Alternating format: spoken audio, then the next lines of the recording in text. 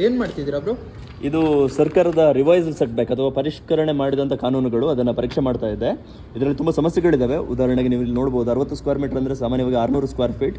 ಇಲ್ಲಿ ರಿಯರ್ ಸೈಡ್ಗೆ set back ಬೇಡ ಅಂತ ಹೇಳಿ ಕೊಟ್ಟಿದ್ದಾರೆ, ಅಥವಾ ಕಟ್ಟಡಗಳ ನಡುವೆ ಅಂತರಗಳು ಬಿಡಬೇಕಾದಂಥ ಅವಶ್ಯಕತೆ ಇಲ್ಲ ಅಂತ ಸರ್ಕಾರ ಹೇಳ್ತಾ ಇದೆ. ಅಂದರೆ ನಾವೀಗ ನಿಂತಿರುವಂಥ ಒಂದು ಕಟ್ಟಡದ ಹಿಂಬದಿಯಲ್ಲಿ ಮತ್ತು ಇನ್ನು ಕಟ್ಟುವಂಥ ಕಟ್ಟಡದ ಹಿಂಬದಿಯಲ್ಲಿ ಯಾವುದೇ ರೀತಿ ಅಂತರ ಇಲ್ಲದೆ ಇದ್ದರೆ ಕಟ್ಟಡಗಳ ನಿರ್ಮಾಣ ಮಾಡೋದು ಮತ್ತು ಕಟ್ಟಡದ ಮುಂದುವರಿದು ಅದರ ಬಾಳಿಕೆಯ ವಿಚಾರ ಬಂದಾಗ ತುಂಬ ತೊಂದರೆಗಳಾಗ್ತವೆ. ಮತ್ತು 1600 ಸ್ಕ್ವೇರ್ ಫೀಟ್ನ ಹೊರಗಿನ ವಿಸ್ತೀರ್ಣದ ನಿವೇಶನಗಳಿಗೆ ಎಡ ಅಥವಾ ಬಲಬದಿಯಲ್ಲಿ ಯಾವುದಾದ್ರು ಒಂದು ಬದಿಯಲ್ಲಿ ನೀವು ಸೆಟ್ ಬ್ಯಾಕ್ ಅಥವಾ ಕಟ್ಟಡಗಳ ನಡುವೆ ಅಂತರವನ್ನು ಬಿಟ್ಟರೆ ಸಾಕು ಅಂತ ಹೇಳ್ತಾರೆ. ಇದರಿಂದಾಗಿ ಎಡ ಬದಿಯಲ್ಲಿ ಬಲಬದಿಯಲ್ಲಿ ಕಟ್ಟಡದ ಮಾಲೀಕರು ಬಿಡುವಂಥ ತೀರ್ಮಾನವನ್ನು ಅಥವಾ ಬಾಜುದಾರರು ನಿಮ್ಮ ಬದಿಯಲ್ಲಿರುವಂಥ ನಿವೇಶನದ ಮಾಲೀಕರು ಬೇರೆ ರೀತಿ ತೀರ್ಮಾನ ಮಾಡಿದರೆ ನಿಮ್ಮ ಕಟ್ಟಡಗಳಿಗೆ ಗಾಳಿ ಬೆಳಕು ಇಲ್ಲದೇ ಇರುವ ರೀತಿಯಲ್ಲಿ ಆಗ್ಬೋದು. ಹಾಗಾಗಿ ಇಲ್ಲಿ ಕೊಟ್ಟಿರುವಂಥ ಕಾನೂನುಗಳನ್ನು ಸಮರ್ಪಕವಾಗಿ ಯೋಚನೆ ಮಾಡಿ ರೂಪಿಸಿಲ್ಲ ಅಂತ ಹೇಳೋದು ನನ್ನ ನಂಬಿಕೆ.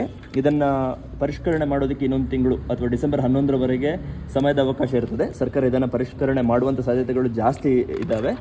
ಹಾಗಾಗಿ ಇನ್ನು ಕಟ್ಟಡಗಳನ್ನು ಕಟ್ಟಬೇಕಾದವರು ಇದನ್ನು ಗಮನಿಸಿಕೊಂಡು ಇದಕ್ಕೆ ಹೊಂದಿಕೊಂಡು ಕಟ್ಟಡಗಳನ್ನು ಕಟ್ಟೋದಾದರೆ ಈ ಎಲ್ಲ ವಿಚಾರಗಳನ್ನು ಗಮನಿಸಿಕೊಳ್ಬೇಕು. ಇದರ ಪ್ರತಿಗಳು ಬೇಕು ಅಂತ ಹೇಳಿದರೆ ನೀವು ಕಮೆಂಟಲ್ಲಿ ತಿಳಿಸಿ, ನಾನು ಪ್ರತಿಗಳನ್ನು ಕಳಿಸ್ಕೊಡ್ತೇನೆ. ಧನ್ಯವಾದಗಳು.